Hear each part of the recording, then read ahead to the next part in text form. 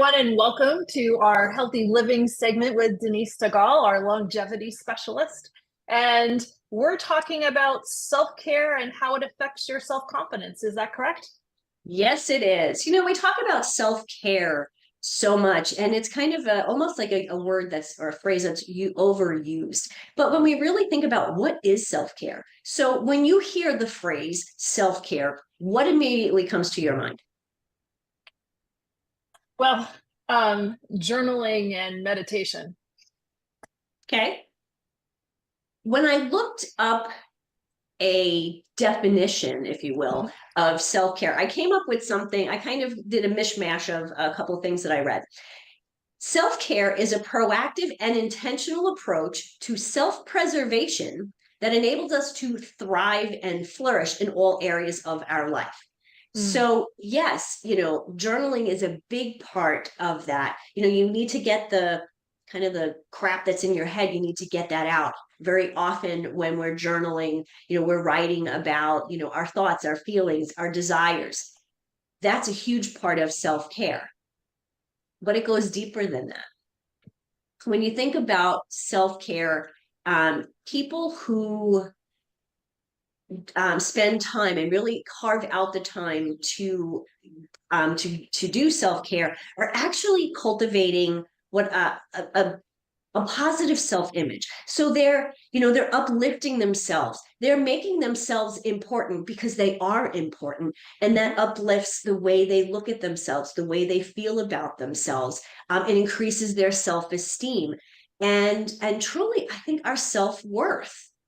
And when you feel, I have good self-worth, you know what? You're worthy of the opportunities that come your way. Think of a time when, maybe you weren't doing a lot of self-care. You were busy, doing, and kind of neglecting yourself. What were those conversations that you were having inside your head? What were those conversations? Well, I think it's a lot of negative conversations, right? So we're so it's the saying is if you talk to your friends like you talk to yourself, you wouldn't have any friends. Exactly. Yeah. Exactly. When we're not practicing self-care, and self-care could be, anything from, taking a 10-minute shower instead of a 5-minute shower. It could be, just as we always talk about, just walking out in nature. Some mornings, not in January, February, but some mornings I'll just walk outside with my coffee and listen to the birds. I have the window open right now and I can hear the birds singing. And to me, that's self-care. If I didn't pay attention to that, and all I did was sit at my computer and work, I would be, one, exhausted. And two, I would feel like I wasn't getting anywhere because, when you're just sitting in front of a computer, working, you're taking off boxes, but what are you really accomplishing? Yeah, I find that, well, yeah, this morning it was a heat wave. It was 50 degrees when I got up this morning as the sun's coming up. But yesterday or the day before, I went to take my book and my coffee out on the back porch and I stepped outside and I went, whoo, it's a little chilly. It was 43 degrees. So I put on socks and a winter coat and I had my blanket, but I still went outside. And then as the sun's coming up, it started to warm and I felt better. Mhm. Exactly. Self-care, we think it's got to be, oh, we've got to go, to a spa, we got to get a massage. Those are great things, let me say. They are definitely great things, but they're Nothing wrong not with that. necessary. Yeah, there's nothing wrong with that. But they're not things that you can do on a daily basis to take care of yourself. What I find when people neglect their self-care is they really start to fall into destructive habits. And I'm all about those healthy habits, right? Destructive habits, what do? They overeat, they get stressed, they take on too many things. They're like, okay, sure, well, I'm going that way anyway, so I'll pick up your kid and I'll go do the grocery shopping and do, whatever the litany of things that they're been asked to do. And essentially everybody else's needs come first. And you said overeat, but before you go further, I want to just stop you for a second because it's not just overeat. They're not eating too much of the good stuff. They're overeating, but they're also making bad food. Not they, but you make bad food choices in under those circumstances. So yes, you might be eating too much. And yes, it looks like a bag of potato chips where it might have looked like some snap peas on a good day. Very, very true. When I think of these destructive habits about what people are overeating, and sometimes people could be under eating in calories, but eating just crap. Like you said, it's the potato chips, it's the, stopping at the quick trip on the way to pick somebody up and they pick up a soda, or they drive through McDonald's. You can get a little McDonald's hamburger, a kiddie meal. It's not that many calories, but if that's what you're eating, your body's going, wait a minute, this isn't good. And I don't know about you. I don't remember the last time I had one of those fast food burgers, but I don't feel well when I eat them. So if you're overeating and you're eating the wrong things, or even under eating and eating the wrong things, now your stomach's bothering you. Your tummy's going, oh, this isn't good. You've got indigestion, maybe some reflux. And then how does that make you feel? It's a spiral, and it is, and it's difficult. I was listening to a podcast, not this one, but another one. I was listening to a podcast, and it was talking about somebody that had overcome all of these really incredible things that had happened to him. And he was talking about the importance of the foundation of the 6 things that he does every day. And there was a point where he had relapsed a little bit, and he noticed that his 6 foundational important things to build self-confidence in the morning were waning. And so he had to reel that back in and realize that he had sidestepped a little bit. And that's why he started making choices that probably were on the borderline of not really good for him. Absolutely. And I give him a lot of credit. 6. Most of the time, I try to stick with 3. 3 musketeers, your ABCs, your 1, 2, 3s. We can remember things in 3s. The more we start adding, now, of course, if you're just starting, those 1, 2, 3s are essential. Once you create habits like this gentleman obviously had, then adding 4 and 5 and 6 makes sense. Because once something's a habit, it's a no-brainer. You're not thinking about it anymore. If you've got 1 down, you can do 4, right? But one of the things I think is really, really important when it comes to self-care, and I know because I'm a woman, we are really bad at this. Ready? Acknowledge your achievements. Even the little things. So one of the people that I follow, he does these things called +1s. And I think this is brilliant. And why I can't think of his name off the top of my head, it's going to drive me crazy. I have his book upstairs. But he calls them +1s. And it basically is, as you're going through your day, what's something that you aced? You know what? You got to work, you didn't get frustrated in traffic, you didn't yell at anybody. Hey, +1. You picked a green smoothie over, an egg sandwich for breakfast. +1. I love that concept, because when you start thinking about this towards the end of the day, you're like, hey, little achievements, little steps absolutely make huge leaps and bounds, put together. So I think I had +1 today. What's your +1? I did little baby jumping jacks today. I haven't done a jumping thing for almost 2 years. Woo! But this little hip is working. Right. Because she said, where I was in CrossFit, and she says, do some jumping jacks. And I looked at her, I'm like, so what's my modification? She goes, jumping jacks. Okay. Because she knows what I could do. My brain didn't know what I could do. And I'm like, I don't think I could do this. And all of a sudden, my body took over. Yeah, +1. I love it. That was actually a +10. I don't even want there you go. +10. I love it. Well, think about it. Just as you were telling me about that, your spirit just was completely uplifted. Like you stood taller, sat taller, and you had this big smile on your face. Talk about boosting your own morale, right? We don't need somebody else like patting us on the back. Shoot, we could do that ourselves. Right.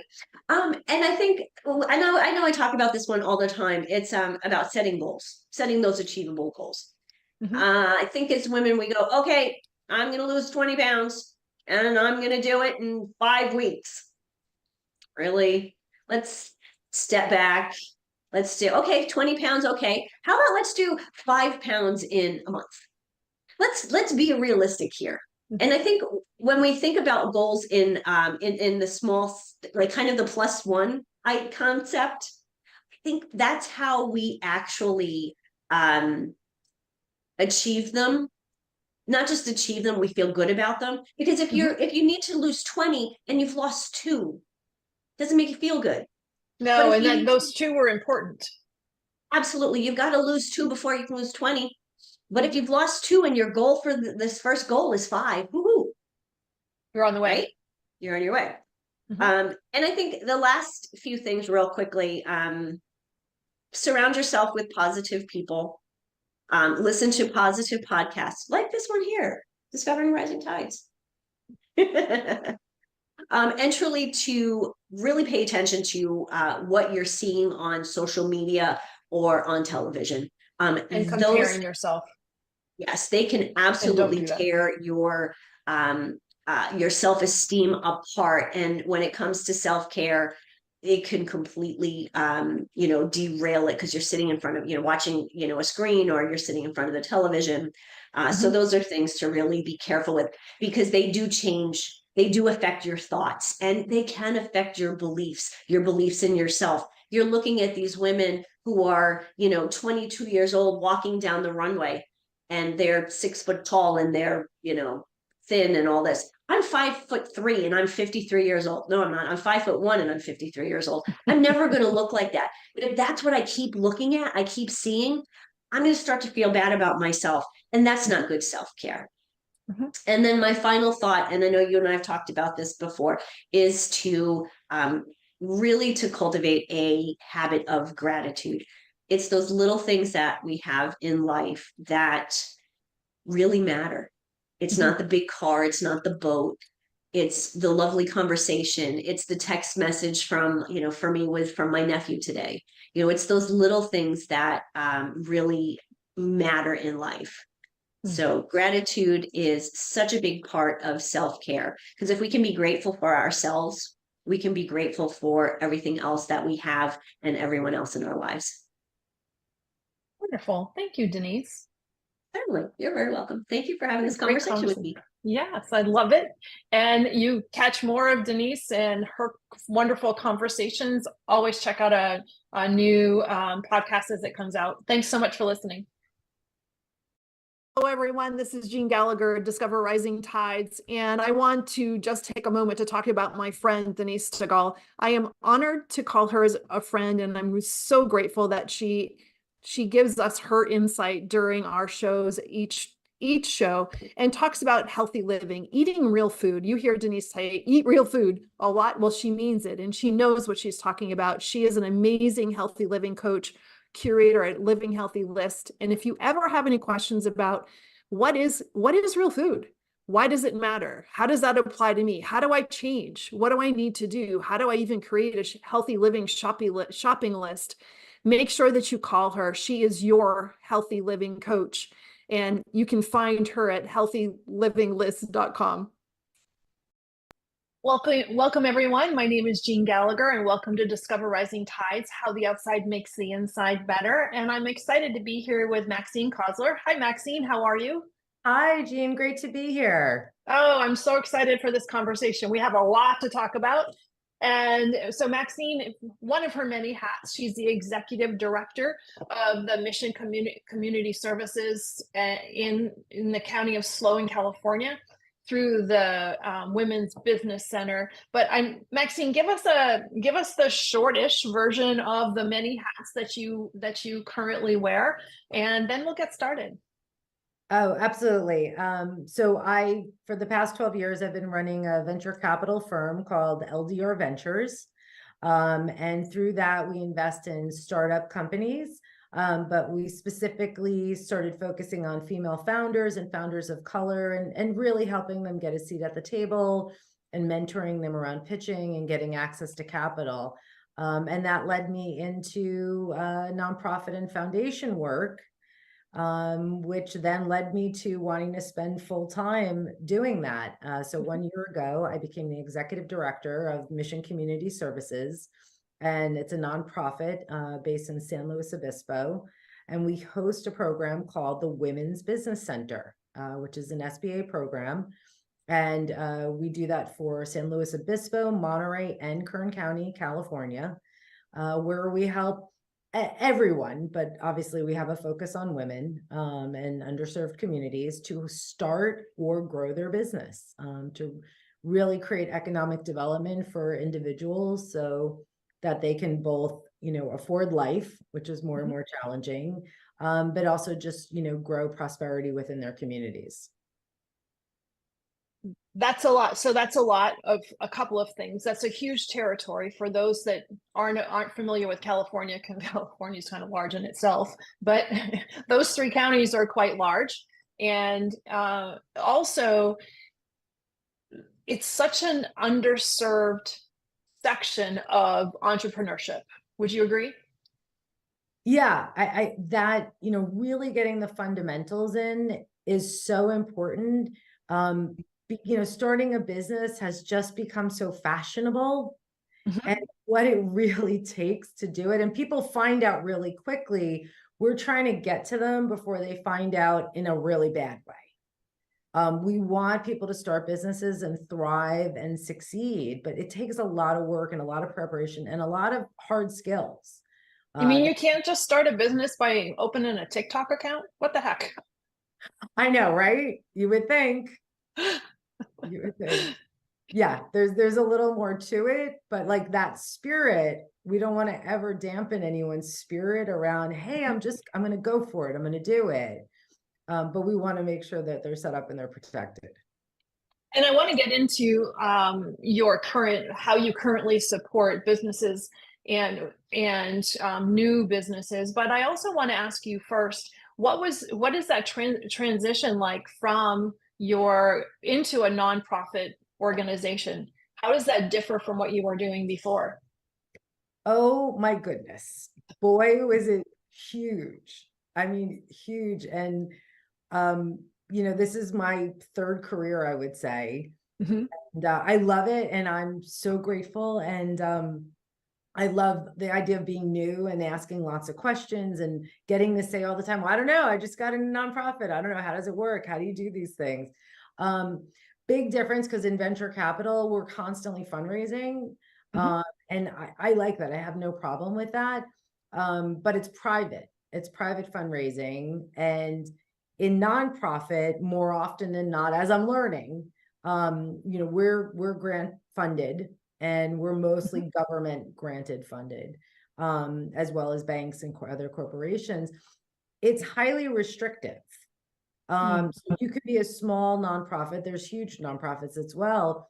But like any business, we're role modeling for our own clients what it's like to be a small business, where in some ways you're small enough to make changes and move fast. But as a nonprofit that's governmentally funded for the most part, there's a lot of restrictions, a lot of reporting, a lot of things we can and can't do. And so, in many ways, like another business, there's all these I's you got to dot and T's you got to cross to make sure everything's covered and taken care of. But I feel like, and I tell my staff this, my job is to make sure they can do their job. That's the biggest thing that I do. We have phenomenal program directors and program coordinators, and they're out there in the community and they're building events and they're finding out what their clients really need. And I need to let them do that.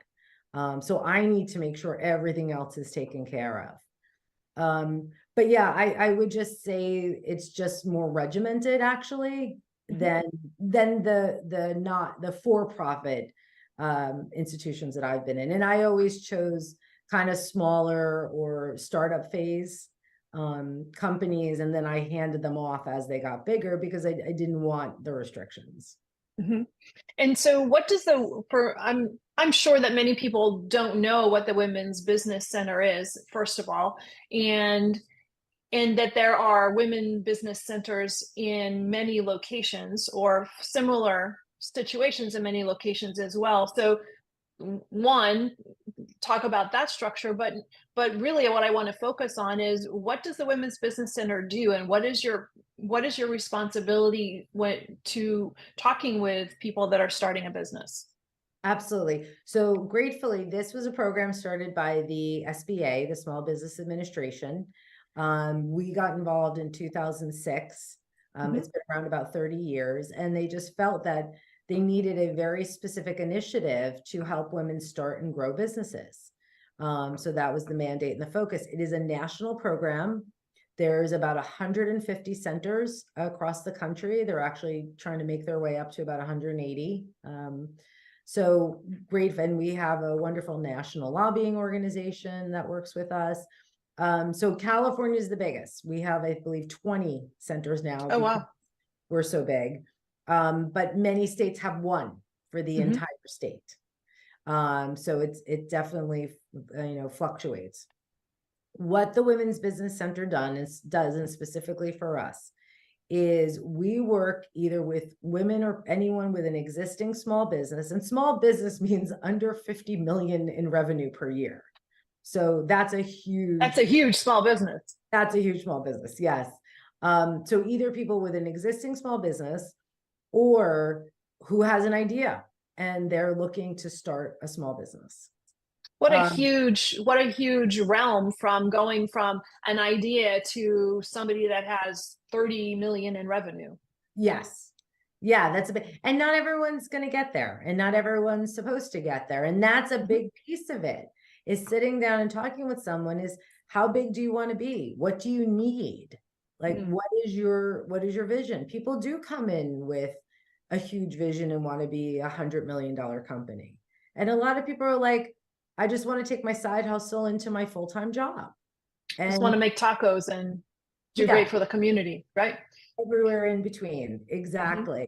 So what we do is we do three things. We have an actual course, a 12-week course on how to write a business plan and getting you set up in that. And we're hoping we can get you pretty close to finishing that course with your business plan. We have lots of workshops throughout the month on every topic. It could be HR, it could be accounting, it could be legal, it could be marketing. So we try and assess constantly with our clients and our community, what are the skills they need. And we find that more than not, they want hard skills. They want to, like, intro to QuickBooks. Am I ready to get onto QuickBooks? Or marketing through Facebook. Like, how do you actually do that? It's funny, like the wellness stuff and how do you balance, and they're not looking to us for those things. They're looking for us for the actual skills, and other areas in life are giving them more of the sort of the wellness and balance tips. And then, which is the most popular, is we have one-on-one individual business consulting. So you can come in and you can meet with a business counselor and one-on-one and just unload everything from your brain that is swirling around and really lay it out and flesh it out. Where are you? Where are you looking to go to? And what are the next steps? And all of our services are at no cost. Oh, wow. Anyone can come in and, basically we just need to show who we're serving, but it is no cost. I mean, we have some programming that costs money and we take donations, but basically we're here to offer our services for free to help you get started and grow. And the people that work there, that are consulting these entrepreneurs, what is their background?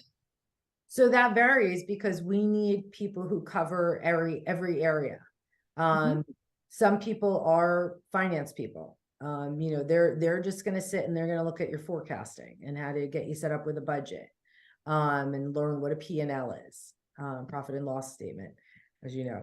A lot of marketing people who, whether they specialize in how do you build your website and get that ready.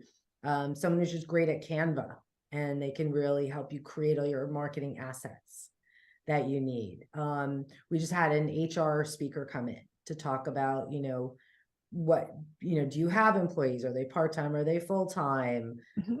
Or is everybody a 1099 independent contractor? Do you have that set up right? What are the rules around it? So we have different people coming in based on the need. And then we have some generalists who are just good kind of from A to Z. These are all the things you need to be thinking about. And what are some of the types of businesses that you've seen come through lately? Is that, I'm sure they're all across the spectrum. Definitely. And that's the other thing, being in one community, it is amazing the huge span of people and businesses that we'll meet. And then for 3 counties, it is, I think we've seen kind of almost every area of business and every type of business owner. And that's what we're looking to do, is to reach out to make sure anyone and everyone can come and work with us. There's 2 big topics right now. So I'll give you the 2 hot topics in business, especially not only in our county, because we talk nationally with our counterparts. Number 1, childcare. Anything to do with childcare, a daycare center, an after-school program, a preschool.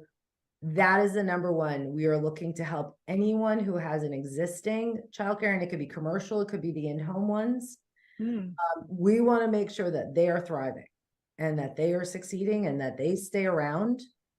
And then we were looking for anyone who has ever thought about opening one. And we want to hold their hand, and we partner with an organization called CAPSLO, Community Action Partnership.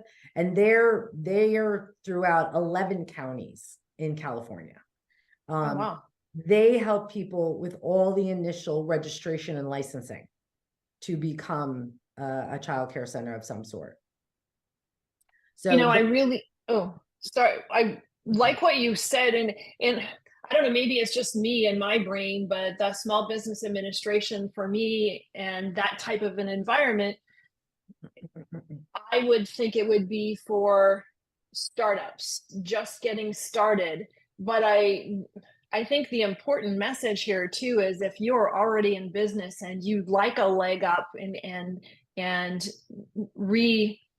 not reestablish, but create a really great foundation for what you already have and ramp that up, your services are a great option. Because what I hear from you is, yes, there are many daycares out there, but maybe those daycares could use, and using that as an example, as you said, use that additional support. Absolutely. One of the things that I've heard, anecdotally through our partnership with CAPSLO and through our own consultants, is a lot of people will start the in-home daycare because they have their own children there. And so this is a way for them to stay home with their children, guide them, and then they take in a couple of their kids to the capacity they're allowed. And within 2 or 3 years, their kids age out and start going to elementary. And then they're like, wait a minute, I'm not going to just shut this down, but now I'm really looking at a business. So now this is not just, well, I know all these other parents because I have kids the same age, we meet at the park and I say, no, now I'm going to have to learn how to market my business. Now I'm bringing in clients that are paying, because when you have your own kids in your own center, you're not paying for your own kids usually. So now it's like, wait a minute, I have a real business here. And so it's 2, 3, 4 years in that we have some of these childcare owners come in and say, wait, now I need to make this a real business. So that's like one scenario where it's like, this is not about launching. Our quote is, we're partners for the life of your business. What a great resource, and what a great and important message to get out there for other women entrepreneurs that have started something. And what are the statistics of how many years in a business? That sweet spot, is it 5 to 7 years, that if you make it past that point, you have a really it's about that. And there's a whole wave actually that also I've seen is people coming in to say, I'm ready to retire, I'm ready to sell, my kids don't want to take the business, whatever the scenario is. Like, what do we need to do to prepare our business for sale? And it could be marketing. Right now you have no profile, nobody knows, you're the best kept secret in town. it could be building your profile, it could be getting your financials ready to, for valuation. So again, it's the whole spectrum of the life of So a you business. can even help on the succession, the other end as well. Really interesting. Yeah. But I never, yeah. I was saying a lot of people who, especially during COVID, they created all these side businesses, whether it was for passion or for economic reasons. And now we're very much at like, do I keep that business going? Do I try and make it into a full-time business? So there's a lot of choices between people with multiple businesses, and then they have to decide, which one am I really going to focus on, and, where do I want to take it? How big do I want to get it? And I would think also too, the creativity of, well, here's my business and here's what I've been doing for the last 3 years. I sort of like it, but I don't want to lose what I've built, but I'd love to have it morph into something else. Yes, very much. And so. having that creativity and support from you all to be able to find the resources for that proper, well done transition. Most definitely. A big case for that is the food businesses. So a lot of people will have like a cottage license to bake in their house and to sell at the farmers markets and maybe pick up a couple wholesale clients. But then they, we have several clients that are like, all right, I'm ready to open a store. I'm ready to open a bakery, or I'm ready to open that restaurant. And that's a huge step. That's a huge step. That's huge. So that's one area where we can really help. And even we've had people say, okay, you got to find commercial real estate. You have to understand how to negotiate for a commercial lease. And these are things that we can either help with guidance, or we can bring them, partner resources in to help. Yeah. And there's so much that can be covered. And your position as the executive director overseeing all of this, it really leads to the experience that you've had in the past and through venture capitalism, and as well as your other experiences. So how have you felt your other jobs or your other responsibilities and other businesses have fed into this stage number 3 for you? Yeah, I was saying before, I have absolutely come to learn in life, nothing is wasted. Nothing is ever wasted. Every single experience I've certainly ever had plays a role. It's influenced how I look at things today and what I learned and what I know. And so everything has kind of played a part in that. I mean, one of the big things is coming from venture capital. I mean, you have people coming in, and you want people coming in say, I'm going to do, I'm going to start at 100 million. I'm going to get to $500 million. And then, I finally want to have a 3 billion valuation before we go public. And that's the day-to-day conversation for the most part. So shifting to that's not, and there's always an exit. The whole idea is an exit, because as an investor, you don't make anything until there's an exit, until somebody sells or gets acquired or goes public. So shifting that to this, more of the businesses that we work with here, this is about people's lives. These are about communities. What works for your life? What are you looking to do for your life? What do you need? How much do you need to bring in? Are you looking to support jobs in your community? So the conversation is just much different, and I'm very aware of that. But the bottom line is the bottom line. There are just core skills and things you need to have, foundational pieces you need to have. What does it, if it's a food product, what does it cost to make that product? How much time does it take you? And then reasonably, how much can you sell it for? If the numbers just don't add up, they don't add up. You don't have something, and you have to let people know that. What kind of competition's out there? There's phenomenal food in San Luis Obispo, but there's a lot of it. There's a lot of competition. Yeah. So, you might make the best chocolate chip cookie in the world, but it's 10 other people here making pretty equally good cookies. So what's different? Or the ice cream sandwich place that's in downtown SLO, let me tell you. That with the cookie, yeah. Oh yeah. So there, that's a lot of, you know, and then the terms used are like, what is the total addressable market? How big is the market for what you're trying to sell? You may love it, and you might have a handful of friends that love it, but is there a big enough market that wants this? And are they willing to pay what you need to charge given on, you know, given your costs? And you have to have those very real conversations.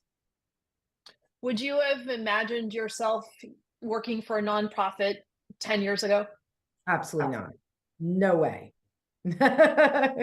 So you never know. You never know.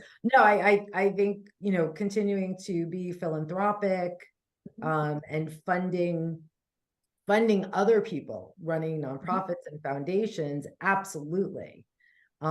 Actually day-to-day running one myself, that's a surprise to me. So how did you get into venture capitalism? So I got in through my first career and passion was the music business. And so I'm from New York, so I was in New York City, and I used to go to LA a lot. And you know what, I was very much in the intellectual property section. So it's like we own the catalogs and we ran them, and branding for artists. Everything Jay-Z, Beyonce, Coldplay, Foo Fighters, you name it. And but they're a brand, and you have a couple jobs. You have someone new, you got to figure out how to launch the brand. You have someone who exists, you got to keep that brand going. And then you need to make sure new generations, especially for music, because the music will live on no matter how old the artist gets and what happens. You need to keep reintroducing that brand to new generations. So that's, you know, and that's in hindsight. In hindsight, looking back, I'm like, that's what I was doing.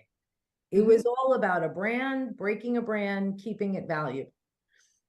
So that led me into more consumer branding.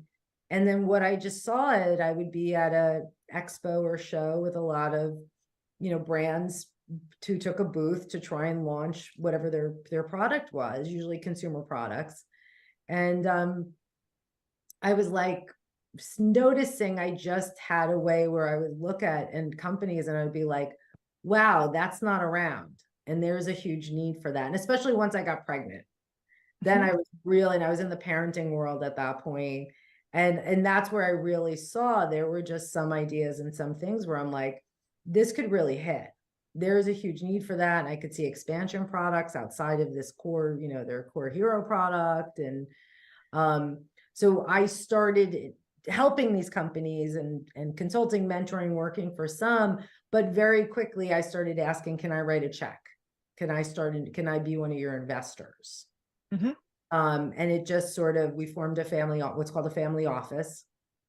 And we started investing. And then what happened is I just started meeting more and more people, and I started asking them if they wanted to come into deals, very specifically women, because what I was hearing is nobody asks women to write checks, to invest in something, to have equity. Like you could have, no offense, but there'll be like 10 dentists, male dentists, and they all own like 20 buildings together because all the banks are saying, hey, you know, I want to kick in 10 grand, you know, we're all going to buy this building, or doctors or lawyer, whoever it was. And even in finance, nobody asked the women to write check and to go into all these investments. So in terms of long-term financial planning, what do you have equity in? What are all your asset bases? So I started working with other female investors to get more women to write checks. And also we kind of figured they would, you know, be more sensitive to looking at women founders. And to just also, you know, we know we're truly head of household. We make 80% of the purchasing decisions. Like it's silly not to have women investing in companies. So I started putting together groups of women and we would go into investments together. Interesting. And do you find that with that more of a female focus, that the types of businesses are different? For the most part, yes. Yeah. Well, and also just because we were very consumer product focused, health, wellness, parenting, a lot of food. We've did a lot of food and beverage deals, things like that. But even food and beverage distributors. things like that. So we kind of span the gamut. A couple tech deals, tech platforms, legal tech, health tech, things of that nature. But you get they're slightly different. Yeah. It's interesting, isn't it interesting when you take a moment and you look back and where different careers might not be 100% related, but there's this common thread that seems to pull from one and then attach to another and then get larger. It's like building a sweater and then get larger, and then another thread pulls into another business, and here you are just affecting so many businesses in the position that you're at, and how much better you are to be fueled to do this responsibility after doing everything that you've done before, because it's all interconnected. 100%. And I say this, you know, to a lot of people that I mentor. I have a lot of people I mentor, or just I believe highly in internships. So I always have a ton of interns, and just even saying it to our older son, and I say this a lot of founders, a lot of small business owners. How do you know how to manage people if you haven't done the job? How are you going to even know what to ask them, what they're accountable for?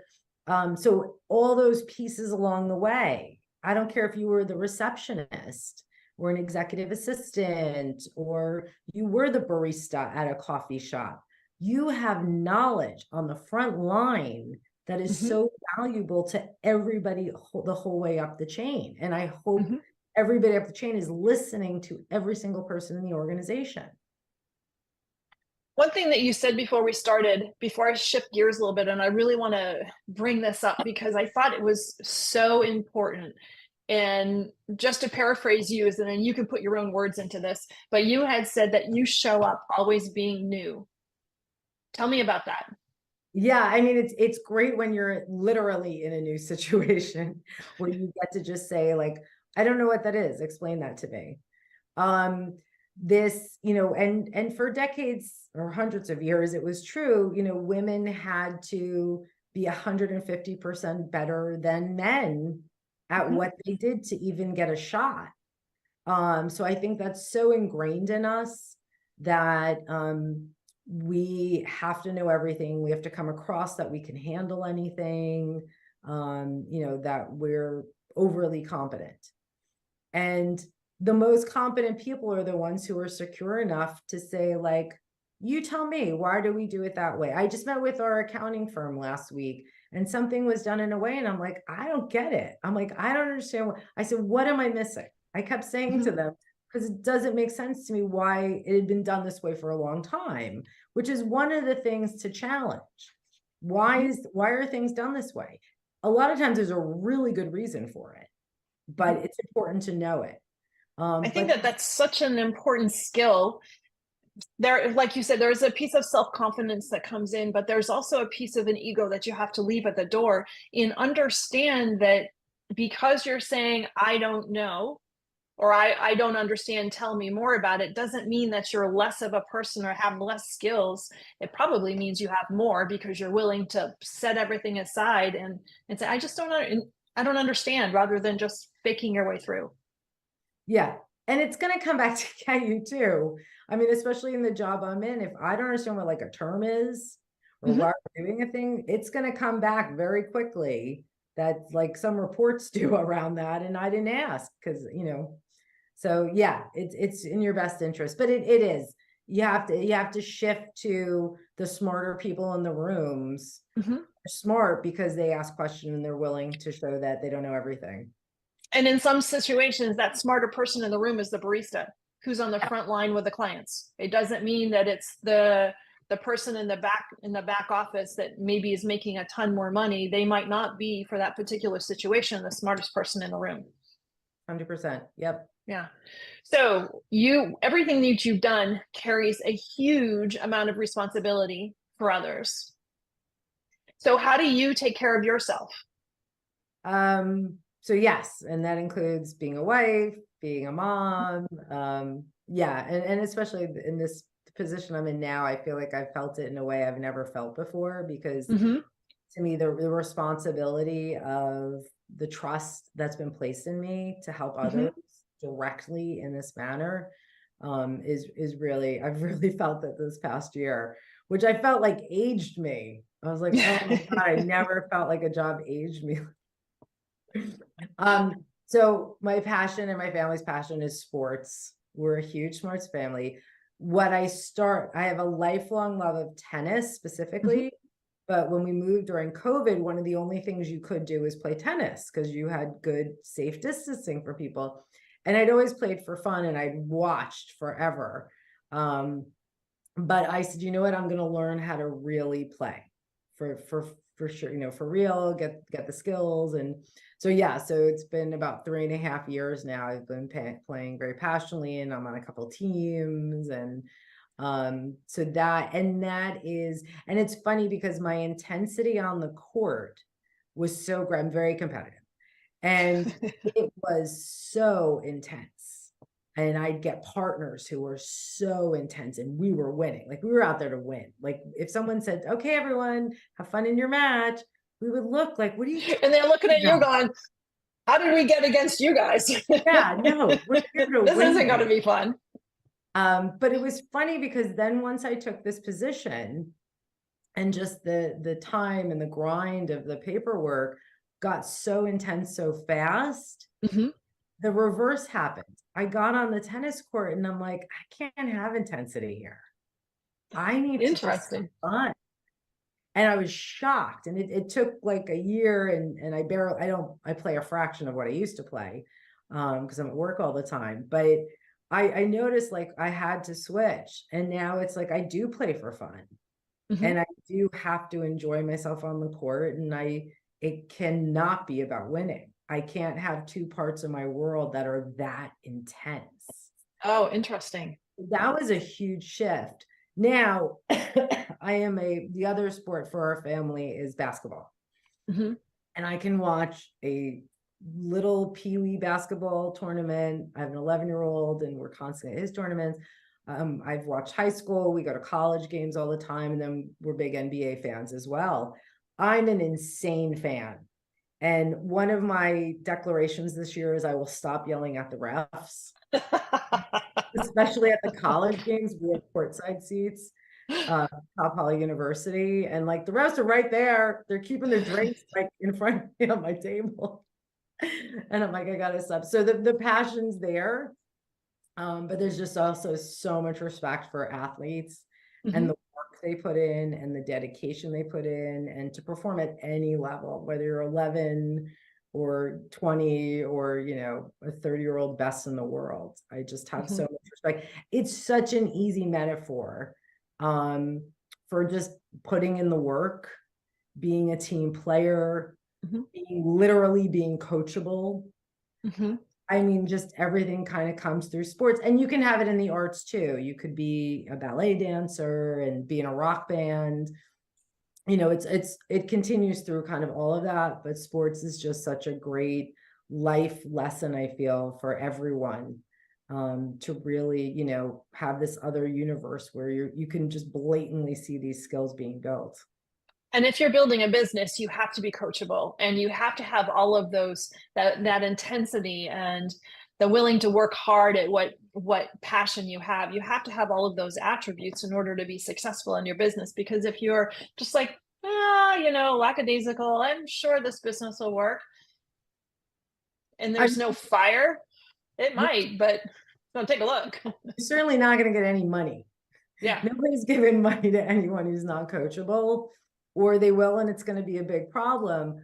But and we used to say this when we were teaching people how to pitch, someone might throw actually probably every single pitch meeting, you're going to get a question you don't have an answer for. And you can say, yes, we thought about that, and we're really working on a response. We're trying to figure that one out. Or you could just say, wow, what an insightful question. You know what, can we get back to you? Because we need to figure out what our answer is going to be to that. But thank you for bringing that up. That's all you have to say. But those are the people that I'm more interested in. And so people that are outside of SLO and Monterey and Kern County in California, how do they find their local women's business center? What are the steps, and what So first, that's question number one, is how do they find it? But really before question number one, so which question number, whatever becomes before one, would be, why would they want to? What are some triggers that they should look for or listen to themselves and say, geez, maybe I should reach out? So I just would say for anyone who has a business or wants to start a business, come in for just a first conversation. Just come and have a chat. Let us know, where are you at? Because out of that conversation is probably going to become really clear where we might be able to help you. So if you have an idea for a business, you've always wanted to start a business, or a new concept came to you and you're like, I think this could be a business. So we call that ideation. So we have ideation workshops. We have certain consultants that are great or talking to the people who just have an idea, and sit with you and start mapping it out and see, is this something you want to take the next steps? And that's something where we could help you build your business plan around it.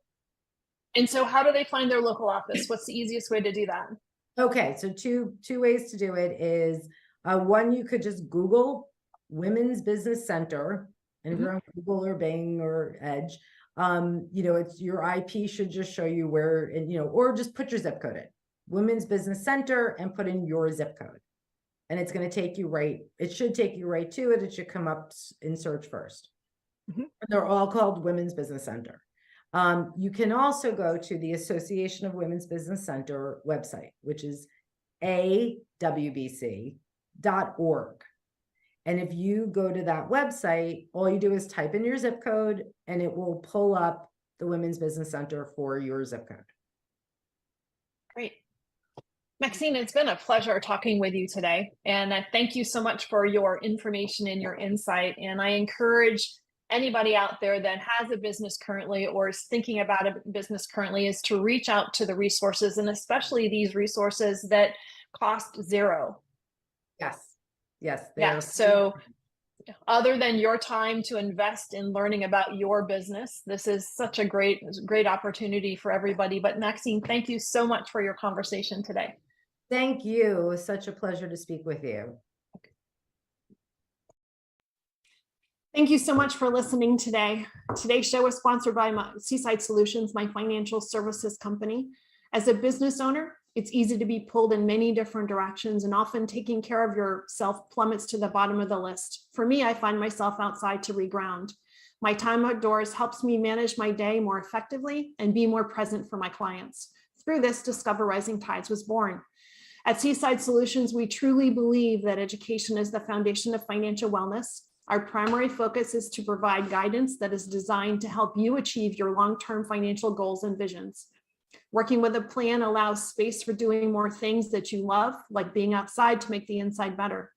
If I can help you create or realign your plan, or if you would like to be added to my weekly newsletter, please let me know. This week's topic was 5 ways to set more achievable goals.